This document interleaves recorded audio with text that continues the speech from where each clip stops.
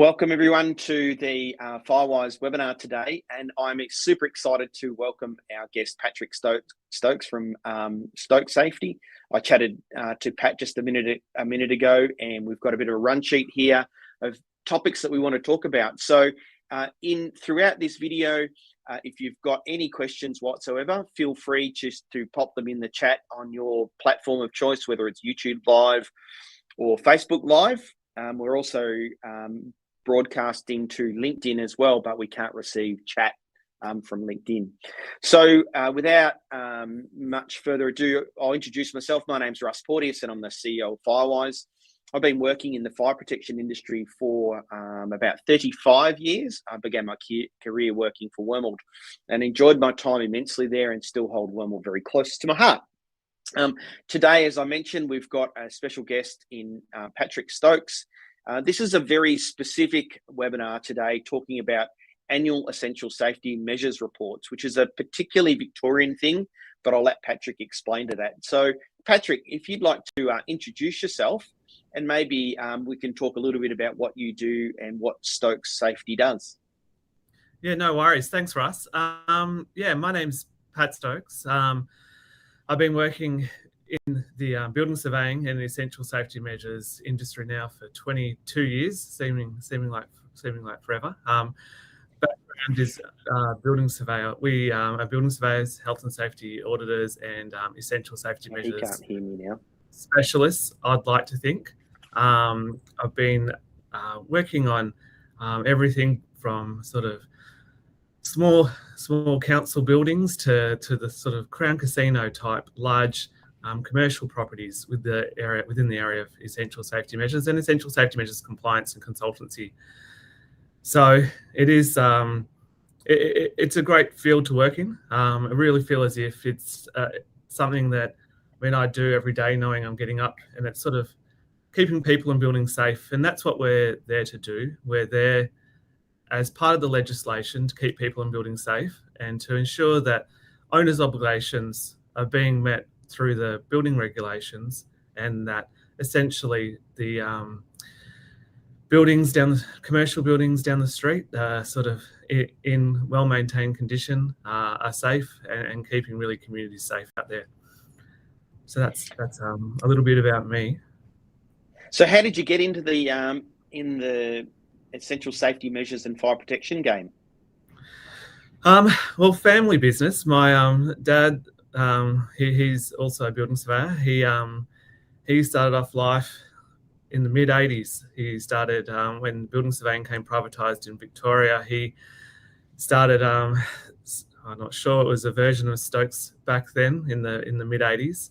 And since he brought then me along in sort of don't hope me. end of 2000, end of the year 2000, I sort of did a short stint at the Olympics, volunteering there, and then I just as a volunteer. But then I sort of he suggested I come and to do a bit of work with him, and haven't looked back since. It's funny you mentioned that because my son Will also works in our family business. And right. Will took over the role as our general manager of operations at the start of the year. So we've got something in common. We both have a family, or we're part of a family legacy in fire and essential safety measures. I mentioned before, and I just want to reiterate it again, that if people watching this video have got any specific questions about the subject or anything that relates to fire and essential safety measures maintenance, they can always pop a question in the live chat and we'll show it up on the screen and we'll do our best to answer it. So, Pat, let's start with talking about what is an essential safety measure. And I'm just going to bring up our run sheet here and show it on the screen. So let's start with what is an essential safety measure? Yeah, and that's a really good question. It's a question that I get more and more, and also people more and more confused about what's an essential safety measure. With performance-based building solutions, it has introduced, I guess, new and different essential safety measures from what people would be typically used to, where you can walk into a building and identify physically, all right, I've got an emergency light, I've got fire extinguishers, hose reels, hydrants, and these sort of tangible items that you can see, look at, identify, touch. But now also with essential safety measures and through performance-based building design, we've also got management procedures and other fire engineering requirements that are being brought into a building as also an essential safety measure. And that's really important to know that these additional ESMs exist. And I sort of might refer to essential safety measures as ESMs throughout the conversation, as we're sort of known around the industry as ESMs. But it is sort of really something to keep in mind that it's not just that fire extinguisher hanging on the wall. It might be a little bit more than that. So what's when you're talking about this performance-based, what does that mean? Well, when we come to the design of a building, if a building doesn't meet the deemed to satisfy provisions of the Building Code of Australia, then we can go to the performance solutions and look at those performance solutions of the building code to say, well, all right, we may not have 40 metres distance travel, but what's the intent and the performance solution to try and work out an alternative? So a fire engineer would get involved to say, okay, well, we don't have 40 metres, but we can extend it out to 50-metre escape route path.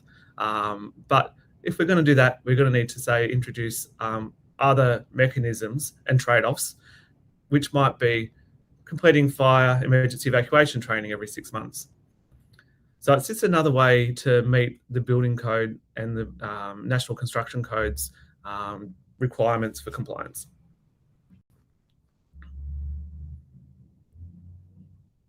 Oh, sorry, Russ, you've gone quiet there. Yep, that was me. I was chatting to Joe in the background who's doing our production switching. I apologise for that. I find it particularly difficult because I come from a background where essential safety measures were those physical things that you could see, like you said, emergency lights, fire extinguishers, hydrants, hose reels, pumps, tanks, sprinkler systems, fire alarms. And now sometimes we have to refer to a fire engineering report to get the answer to the question. And there's an article on the Firewise website that says in the vast majority of cases, and we're going to touch on this in a second, the occupancy permit that I see for a building here in Victoria is incorrect. So they list essential safety measures that don't even exist in the building. And one that I came across recently was photoluminescent exit signs. Oh. And when we investigated the building, there were no photoluminescent exit signs anywhere to be found. And it was a 40-storey tower in the central business district of Melbourne. So building surveyors, I think, are also challenged. Oh, definitely. They are challenged. And I feel as if there are situations where, there are just clerical errors and it does happen. Building surveyors are only people. And unfortunately, schedules do sometimes get issued incorrectly. And hopefully, the majority of those issues can be easily amended during sort of a DLP period if it's a new build, or going back to the municipal surveyor if it's been a permit that's been issued some time ago. But it can be quite challenging. So the question I've got is, whose responsibility is it to list the essential safety measures in the building, and what's that process? Yeah, so the requirement in Victoria, and we are talking just sort of Victoria in this so far, in this part of the conversation when I talk about this, that since 1994, the building regulations have included an essential safety measures list or appendix to a building's occupancy permit.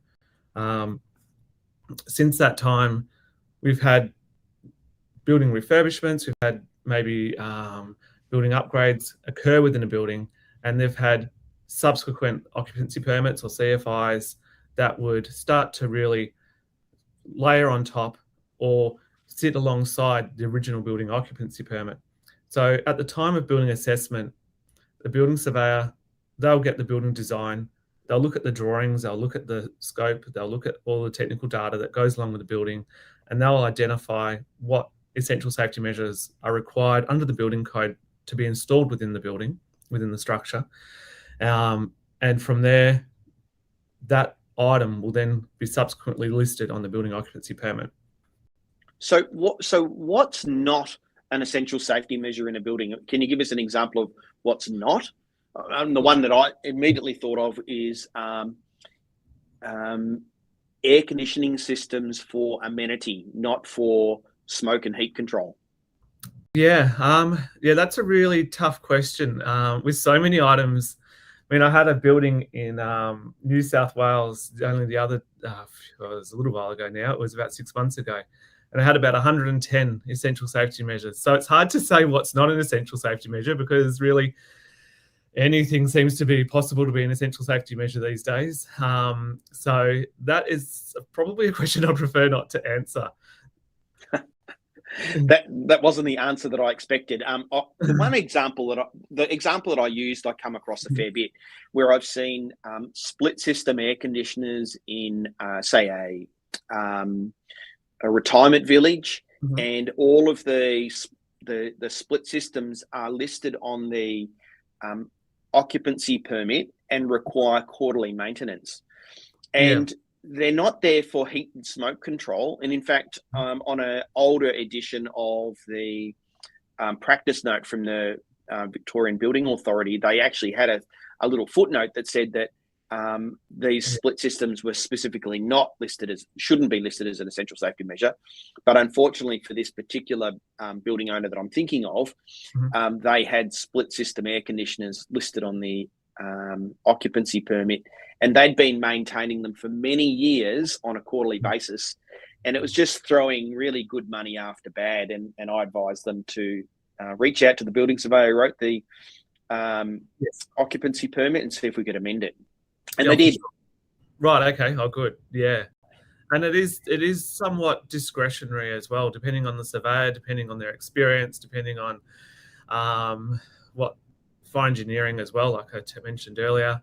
So I do find, to say what is an essential safety measure, I've seen so many essential safety measures now. I think our database that we use, it does sort of have archives of all the ESMs that we include on our reporting, and I think we're in sort of the thousands of essential safety measures now, when you come to different variations of also assets too.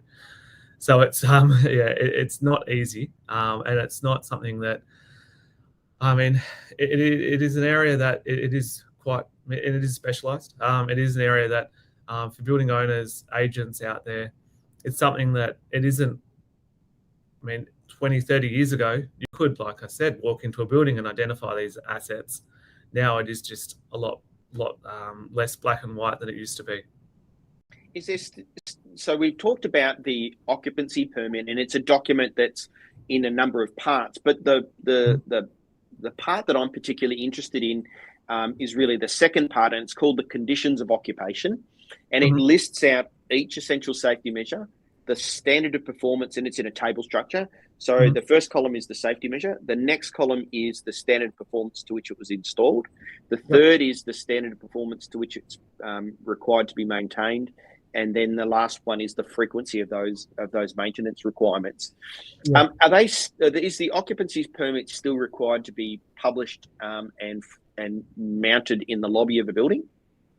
Yeah, it is still required to be mounted in the building. And you sort of mentioned that structure of the occupancy permit, and it is quite important having an understanding of the item and of the performance standard, as you mentioned, to say, well, why is the asset in the building in the first place? And that's the performance standard column. Knowing, okay, well, we know fire detection needs to be installed. So now why does it need to be maintained? And then how does it need to be maintained? And that's listed in the maintenance standard column, where typically you'll find that's 1851. And then you'll have the maintenance frequencies, which mostly in most occupancy permits will list the minimum maintenance requirement. I've got a curly question here, and I know it's a bit left of centre. But if I have a room in a non-sprinklered building with a computer room, and I decide for asset protection purposes that I wanted to install a gas fire suppression system, is that an essential safety measure? It's there for asset protection. if it's there, it would depend on whether or not, if the building was, if you, with installing the gas suppression system, if you've altered, say, the sprinkler system or the detection system within that room, and remove those items.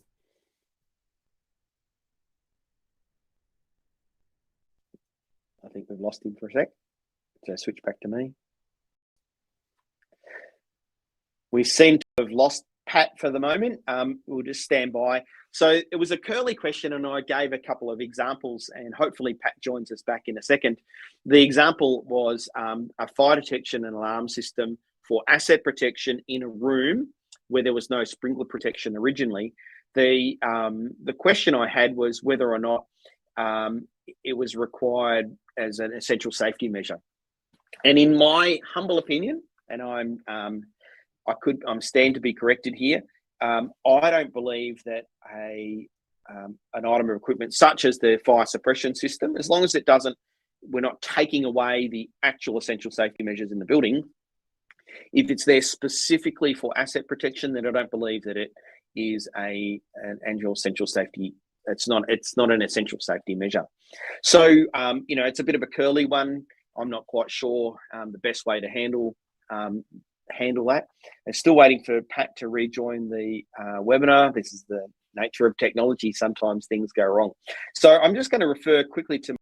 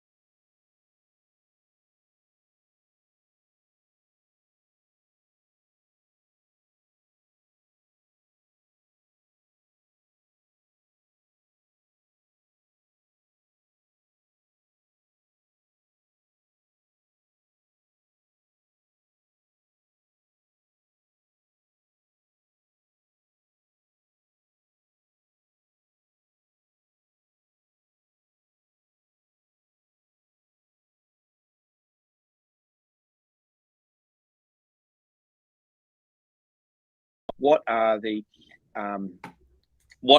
different requirements? Yes, Pat, loud and clear. I was just going through the run sheet. Technology, mate. Technology. One of us. Well, I don't know if it was me or you. I think it was you. You lost internet for a second, I'd imagine. Yeah, I did. They're working in my street, and it's forever off and on. It's pretty frustrating. I was just going through the run sheet and questions, and the thing that I was about to say was that we've talked about the occupancy permit, but what about a maintenance schedule? Perhaps you could explain what a maintenance schedule is and how that fits in, or how that relates to the occupancy permit. Yeah, for sure. So since 1994, we've had occupancy permits issued for, which included essential safety measures schedule since 1994. And it was identified, I guess, that there were, for many buildings out there, having multiple occupancy permits and certificates of final inspection, which did put different ESM items onto the schedule. So when the building regulations were updated in 2018, they really clarified the requirements around a maintenance schedule and said, well, where you've got multiple occupancy permit under clause 220 of the building regulations, it was said that a building surveyor can consolidate building OPs and CFIs to create a master list, an overarching maintenance schedule that lists all of your building ESM items, the occupancy permits and CFIs as to why that item was issued or included as an essential safety measure for the building, and also similarly to a building occupancy permit, the performance and maintenance standard, and the service routine frequency as well. So, it has been, I guess, for my point of view, a great document, having a sort of a one schedule, one list, and I guess providing that a surety to building owners and agents. What am I maintaining my building to, and how do I know that there isn't anything further out there that's been required for my building to comply? So the maintenance schedule really ties that all back and makes sure that we do have that one sort of master list for compliance. Okay, so it's a similar document to the occupancy permit, but it's for buildings that have not been issued an occupancy permit. Did I understand that correctly? It can be issued for either where a building does not have an occupancy permit, or an occupancy permit which includes an essential safety measures schedule, or it could be issued to consolidate. So, I mean, we regularly work with building owners and agents, and just recently we've gone through, which we do periodically at the Art Centre, National Gallery, where we have consolidated their occupancy permit, and that's sort of tables and tables long from all the different works that go on in that property, and refurbishments and redevelopments and exhibitions and whatnot that may have imposed different ESM items and requirements. So it can either be issued for a building without the ESM schedule, or to get that consolidated schedule of items that are required to be an ESM in a building. Okay, thank you. That actually helped me a lot, because that's something that I wasn't familiar with. I know that for any building works that a occupancy permit or certificate of final inspection must be issued for the building works, which could amend the maintenance schedule or the previous occupancy permits of the building. I think I got that right. Correct me if I'm wrong. Yeah. No, that's right.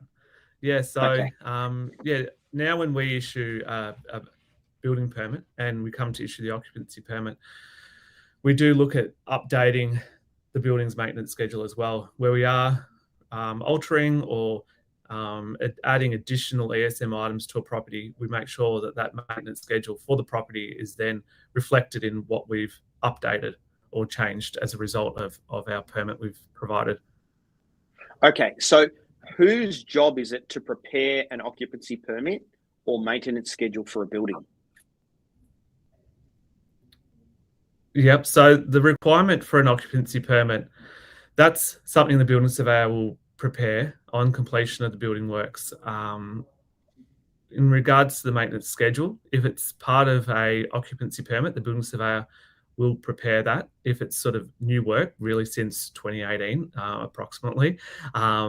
If it's for an existing property where an owner or agent may be engaging a private or municipal surveyor to go back to prepare a maintenance schedule, then the building surveyor would still do that, but it's sort of as a result of the owner agent's discretion. Okay, so we've now got a framework for what is an essential safety measure, and we've agreed that it's bloody complicated, so it does require very professional and professional advice, and it's not, you just can't go and grab the building surveyor that did your home extension to do this. Although technically, I suppose you could, but what you really need is somebody who's competent in working with essential safety measures to prepare these documents. Would that be a fair thing to say? Oh, definitely. It's having that peace of mind and understanding, I guess, that what's being signed off on and marked as compliant on that annual fire safety certificate or annual essential safety measures report is true and correct and is accurate. Under the legislation, it is the owner's responsibility, or as we get involved as an owner's agent. So, like you say, any person or any building surveyor can do this, although it's having the peace of mind as well to know that they're doing the assessment correctly, that they understand what essential safety measures are, they understand the Australian standards that relate also to these Australian standards. So it is, very, very specialised. Okay, so we've worked out what annual essential safety measures report is. We've worked out what an essential safety measure is, although it's complicated. And we've worked out what an occupancy permit or certificate of final inspection is, and also a maintenance schedule. How does this all relate to Australian Standard AS 1851? And the other related standards, I suppose, too, like 2293, 1668, there's many. Yeah, for sure. So when a building's built, as we sort of touched on earlier, the building surveyor will look at the plans. He'll assess that to say, rightio, this building requires, say, fire detection systems. So he'll look at the Building Code of Australia. He'll identify that it needs fire detection system. He'll know that looking at the performance standard, AS 1670.1, he'll then have the information, or she'll have the information to say, well, how does this need to be installed? From there, that building will then get built. It will then get installed to the performance standard. So on how it was to be installed, occupancy permit would be issued, and then the occupancy permit would then reference the maintenance standard 1851. So for an asset, you've got the performance standard as it relates to its installation, and then you've also got the maintenance standard as it relates to the upkeep of the asset, of the ensuring that that asset will continue to perform to the requirements of the building occupancy permit. And that's where 1851 comes in. Okay, and other associated standards. Yeah, we say and other associated standards because 1851 is the big document. The Victorian Building Authority published a manual years ago, and we still tend to use that today, even though it hasn't been amended for a long time. How does that relate as well? Well, yeah, fondly, I guess, as we call it in our office, the blue book or the blue folder. The VBA and occupancy permits and practice notes also issued through the Victorian Building Authority. There's some additional items like the egress items, which are sort of exit doors and paths of travel and discharge from exits, which are called up outside of 1851, and it's called up under the guidance of the building practice notes. And the blue book or the VBA Essential Safety Measures Manual, or I'm not sure, that has been issued by the VBA as a useful tool in managing ESM compliance. It really does provide, in useful language, the requirements for ESM compliance, and so at a sort of a basic level, the maintenance procedures and service report documentation at a basic level. It is something that I still refer back to, and it does have a lot of useful information. It does provide, in plain English, a lot of good explanations as to what ESMs are and what the assets mean. So it is a useful tool. Yeah. Now I'm just trying to bring up a graphic here on my computer and show it on the screen, but I just can't bring it up at the moment. But this doesn't. These requirements for producing an annual essential safety measures report, or also known as the AESMR, only applies to certain building classifications. So here's to test your knowledge, Pat. What building classifications does it apply to? And while you're saying it, I'll try and bring up the graphic on the screen. Yeah, not a problem. And I do get asked this question a lot, and it is something that it does start to get very tricky with a building classification, in particular around 1As and 1Bs. So an ESM compliance, AESMR, applies to everything but a 1A and class 10. The issue being is when we get to 1As is how the building's being occupied versus what the actual occupancy permit's been issued for, and that's sort of where it starts to then get a little bit grey and a little bit messy. Oh dear.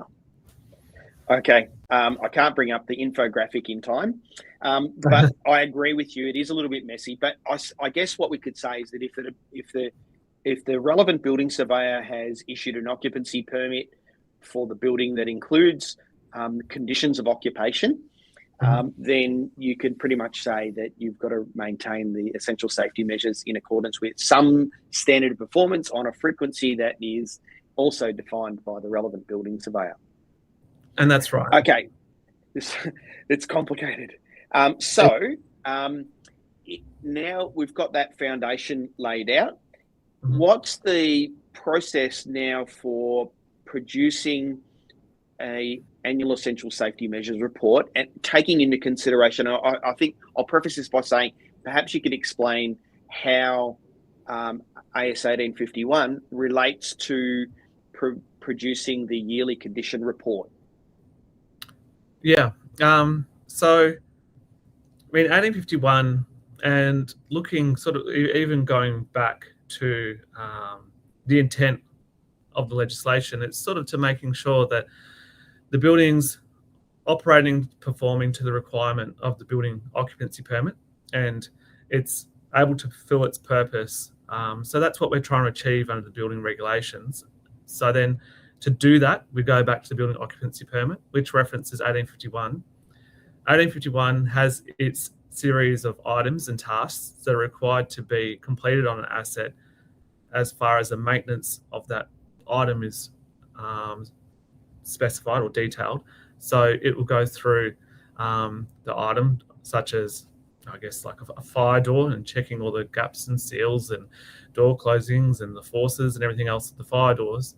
And then we have a condition report as it relates to the item to say, does the item comply to 1851, and is there any outstanding defects? So that's where the annual condition report from that 12-month period fits into the assessment of compliance and 1851.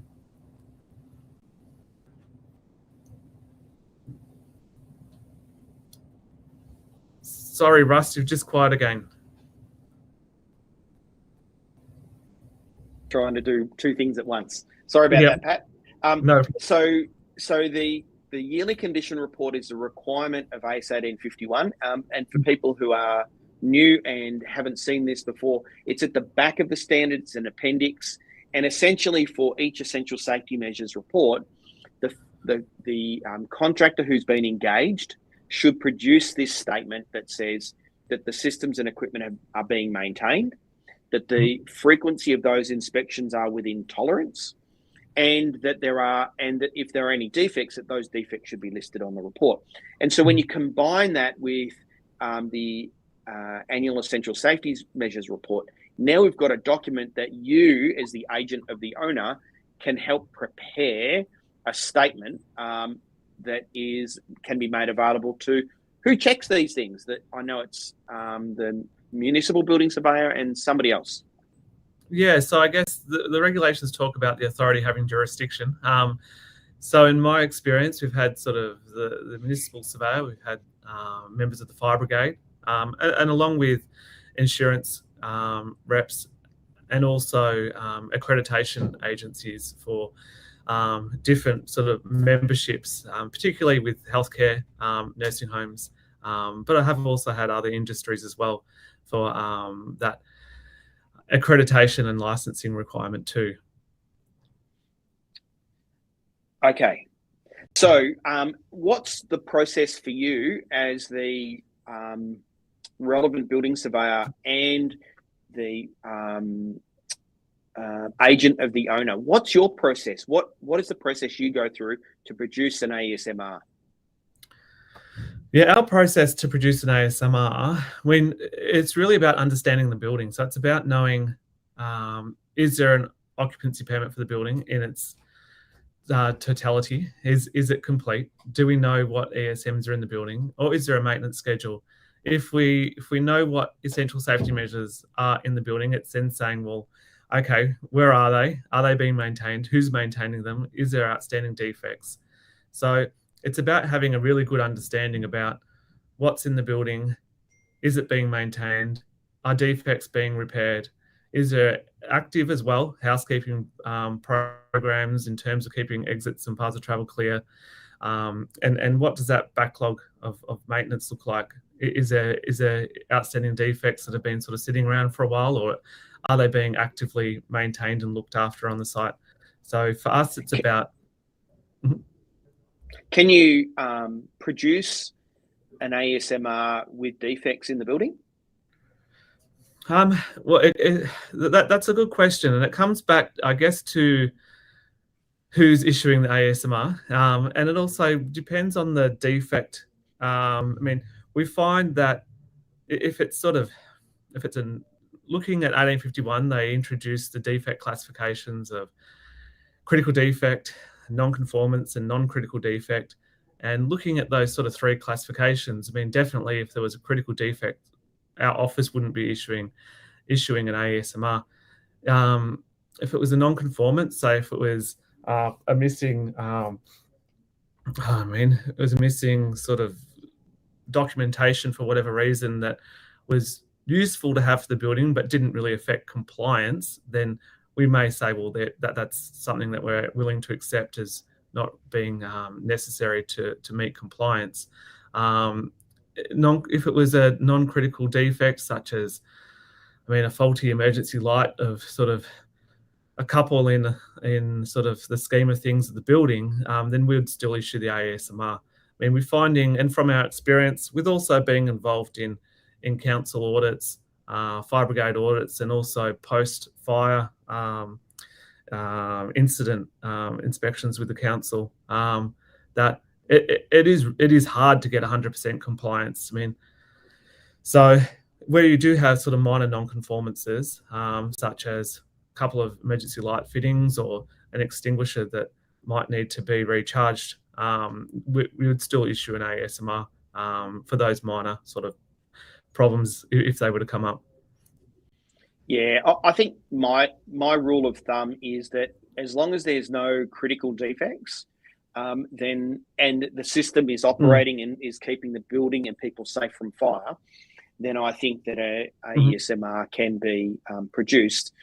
I work with a number of building owners who will list all of their essential safety measures on their ASMR, and then they'll also list all of the defects, and then they will show usually a category or a column that will say something like scheduled for repair on these dates.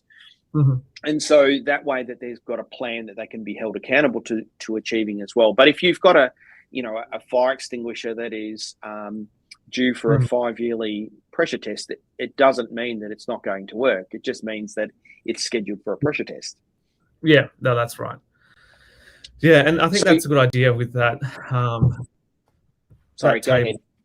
No, I was just saying, I think that is a good idea also for that ASMR to be sort of detailed, having any subsequent works that might be necessary for compliance, and that's, I think, a good addition. Yeah.